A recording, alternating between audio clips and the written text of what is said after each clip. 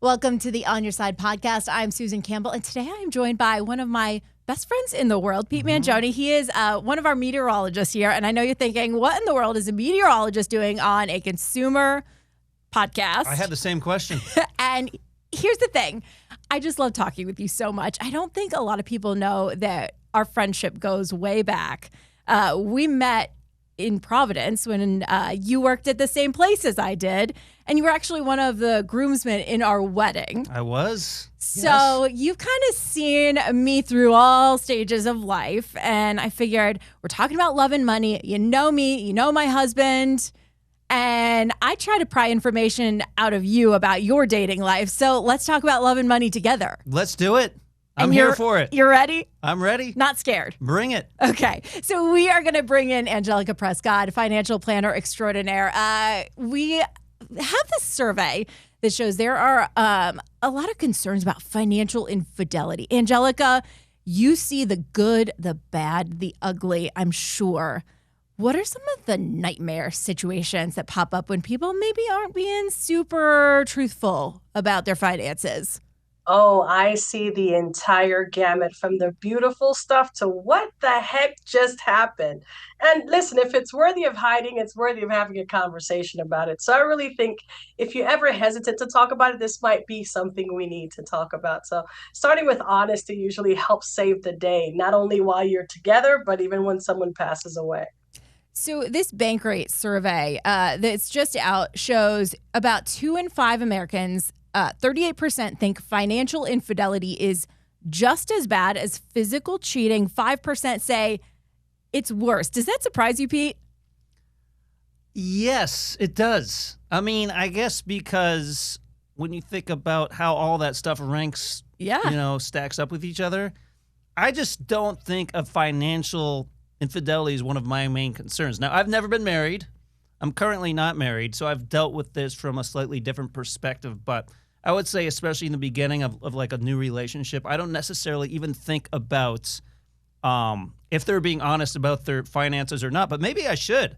Maybe there's a warning to me to pay more attention. Well, I think, Angelica, let's talk about this. So, I mean, financial infidelity, let's first of all kind of define it. I mean, what are we talking about here?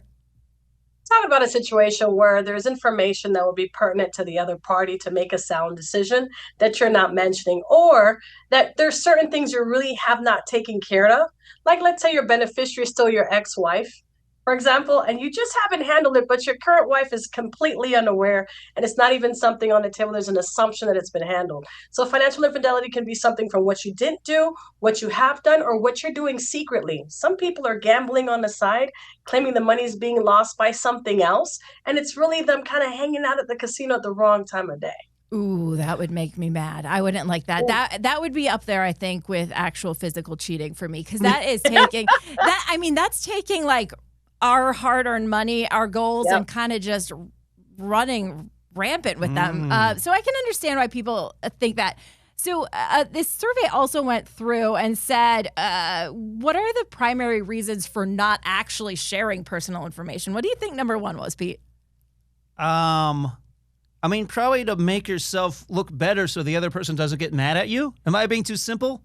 No. No, not at all. That's a good one. It's not the number one, though.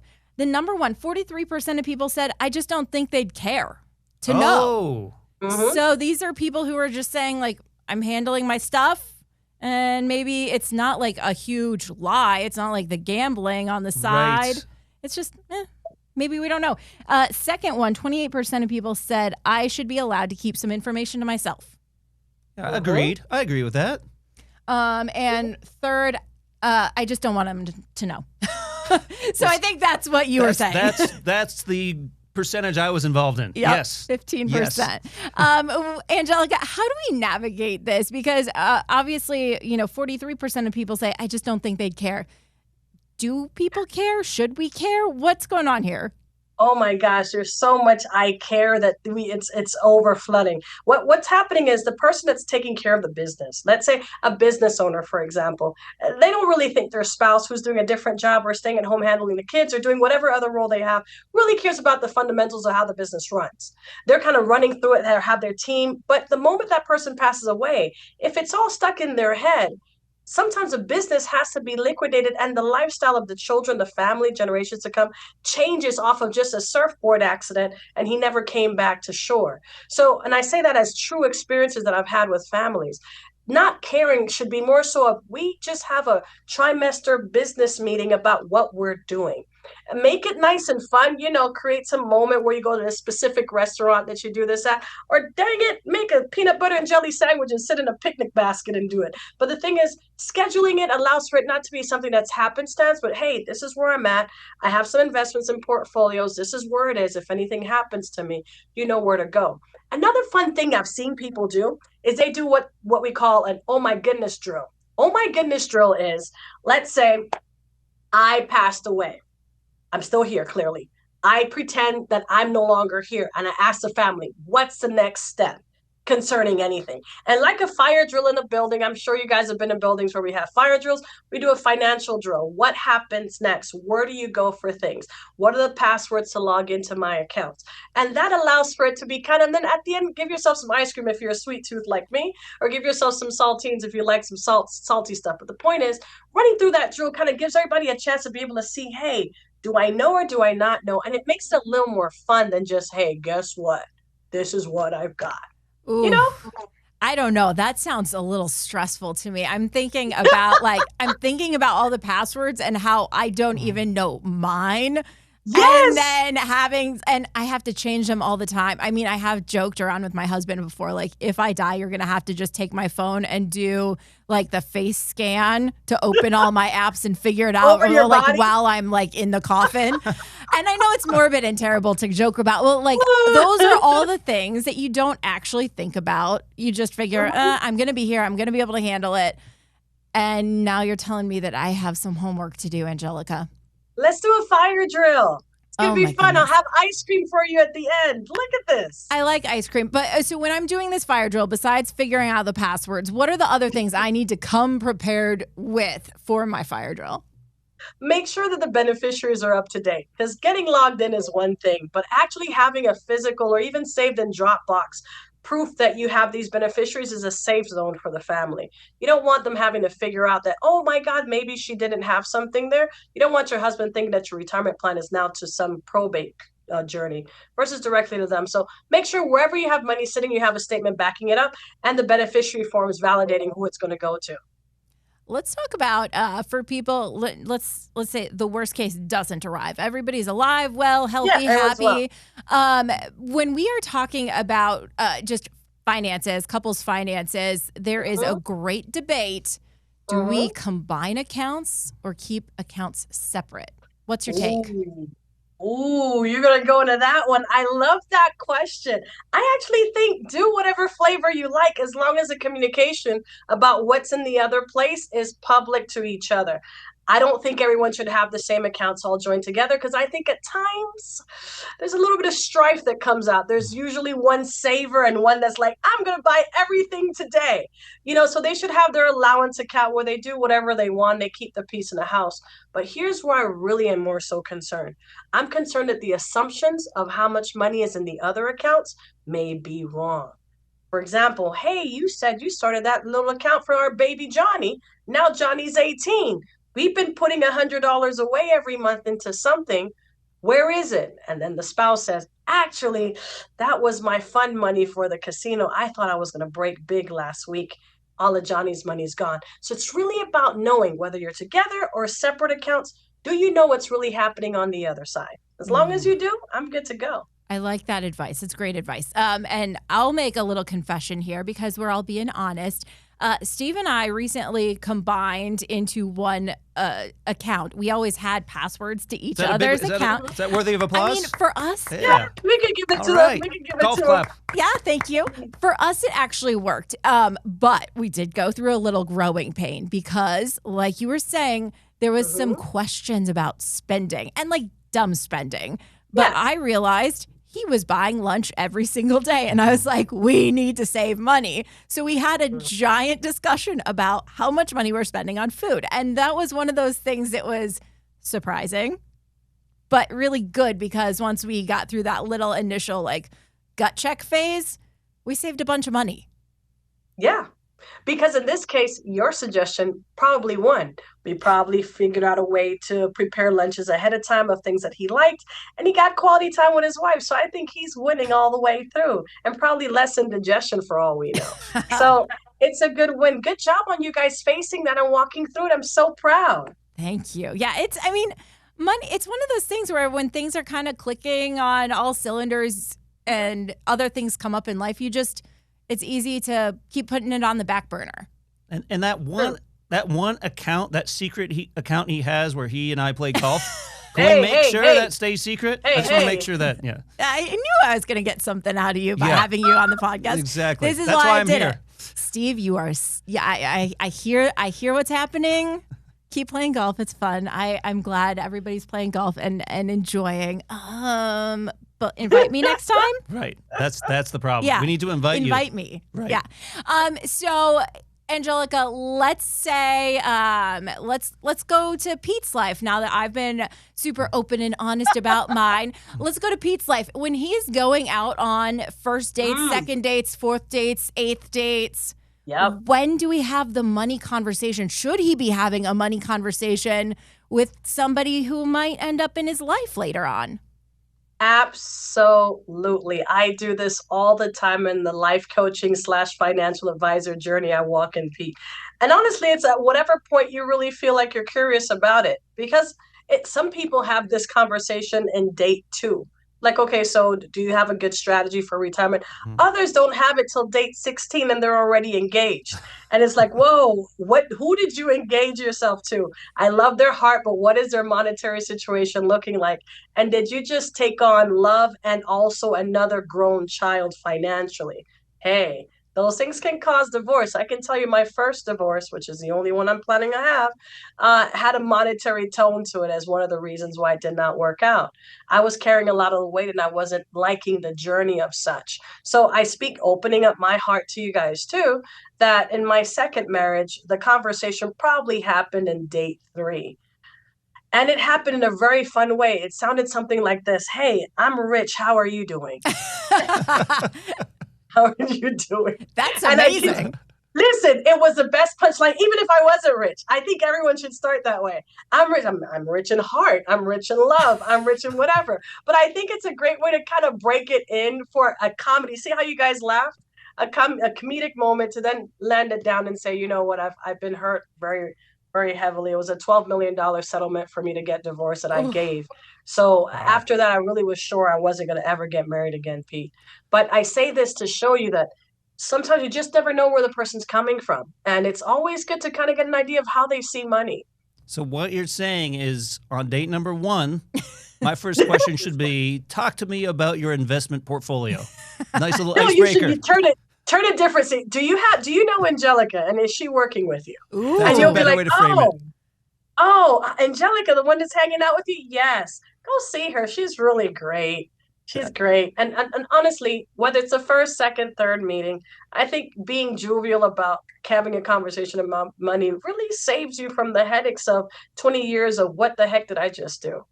For sure. Such a good point. It's interesting because I never even think about this on the first few dates. Now, I think sometimes the people I am with do, because I have gotten questions date 2 or 3. You know, do you own a home, or, you know, do you like to invest? Yeah. Where it sounds like they're just being curious, but they're probably actually digging a little deeper. Well, it's just trying to find somebody who wants to match what they're doing in life too, right? Right. And do you think, you know, because I don't mind paying the first few dates, no problem there, but they're not doing that because they don't have the money to pay. They're actually seeing, can this guy pay for this dinner, or is he so broke he can't even pay for this dinner? Sometimes it's an assessment check. It's all right, how are we Chick-fil-Aing it or are we steak 44ing it? At the end of the day, both places have great nuggets, but how are we paying for them? And you're right. Their curiosity might be actually an assessment of you, Pete. Maybe everyone's already talked to me that's going on dates with you. Oh, interesting. Little research study. We need some insight into who's going to be dating Pete. We want to pull the financial information out of them too. Let's get all the spreadsheets. I want all the numbers, full transparency.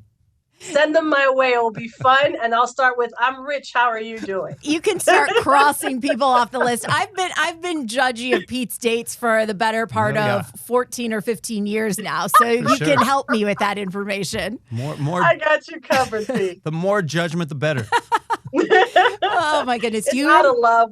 It's out of love. We love you, Pete. Do you remember back in the day when Tinder was first around and I would ask you to hand over your phone and I would swipe for you? And I would. I was like, I don't want to. Yep, that one's okay. No, not that one. I was more than happy to do that because it was less work for me. And I feel like you had good judgment abilities and could, filter out some of the things that should not be there. Yeah, Tinder doesn't talk about finances, though. It doesn't. I guess you can kind of infer from some of the photos, like, oh, is that person skiing in Aspen in one photo and on a sailboat in the Caribbean in the next? Right. I don't know. Although what I've learned on some of those profiles is be careful of entrepreneur because sometimes they may be an amazing entrepreneur, which is great, but sometimes it means unemployed. So you have to be careful too of that.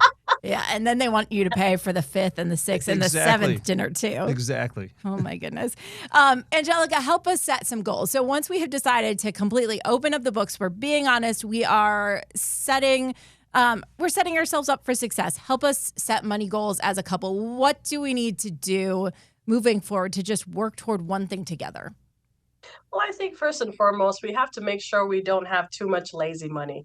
I think generally everyone's talking about having 3 to 6 months worth of money saved for emergencies, but is some of that money also working for you? I feel like at times we get stuck on the saving and we slow down on the investing and we lose the time value of investing. Compounding math is a math that we like. Give you a joke, Pete. I had a couple come in. They were kind of lightly dating, but they both found out about me, came in together. They ended up breaking up, but they were all a little wealthier than they were when they first started dating. So the breakup was very amiable. So I say this to say, having a goal, even when you're not permanently with someone, getting a financial goal can actually give you that good endorphins of feeling like you've achieved something. I also went into their pantry and their home and kind of shopped the things they're already spending on. So they felt like a connection to what investments they had. Like, for example, no suggestions here, but they had Netflix. So they bought some Netflix stock. Their stock performed really well. Now they do Netflix and chill with extra intensity because they have their hot chocolate. We own this stock and we're hanging out. So it creates like a whole different layer of that conversation and quality time in that moment. So I say that to say, set a goal on a financial number you want to get to. Sometimes it comes through savings. Sometimes it can also include investing and come to it together. Let's have fun with this. Let's have fun with it. Angelica, if people want to find you, shout out some social media sites or websites where people can find you and connect. Well, Angelica Prescod, Edward Jones. My office number is 480-423-1129. You can always find me hanging out with you as well. Oh, I love that. You're such a good friend to the On Your Side podcast. I always appreciate your insight. You make it a fun conversation. I know for some people, finances can be stressful, but you remind us they don't have to be. No, let's have fun with it because at the end of the day, $1 plus another $1 still make $2. Let's make it happen. Always a fun conversation to have Angelica on. She puts things in such easy, simple to understand terms, even when, money's tough sometimes. And all of us deal with it in different ways. We've all been raised with different kind of feelings around money.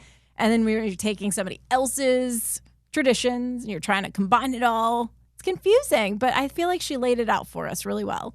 Yeah, I mean, I think she had a good point about trying to make it kind of a fun conversation. Because if you sit down and say we need to have a talk, I think that can be triggering and instill fear in somebody immediately. But what was her idea again? Like, we're going to have an ice cream dessert talk? Yeah, ice cream. And she said the fire drill, too. Fire drill, yeah. Which, that one sounds a little more stressful, but she did promise ice cream at the end. So I guess let's do it. Yeah, set the table in a relaxed tone, and then you can kind of take that emotion out of it and get down to business. The On Your Side podcast is produced by Brad Denny. Our audio engineer and editor is Todd Martin. Segment producer is Colin Stanton. And I'm Susan Campbell. If you have a problem you can't resolve, maybe we can. Send us a message through azfamily.com or our AZ Family mobile news app. Look for the On Your Side section and leave us a message. Thanks so much for listening to the On Your Side podcast. And if you like it, leave us a review. We'll see you next week. On Your Side is on Good Morning Arizona every weekday morning at 6:45 and 7 o'clock, and every weekday evening on Good Evening Arizona at 4 and 5 o'clock. You can also catch it on Arizona's Family News at 9 on 3TV every weeknight.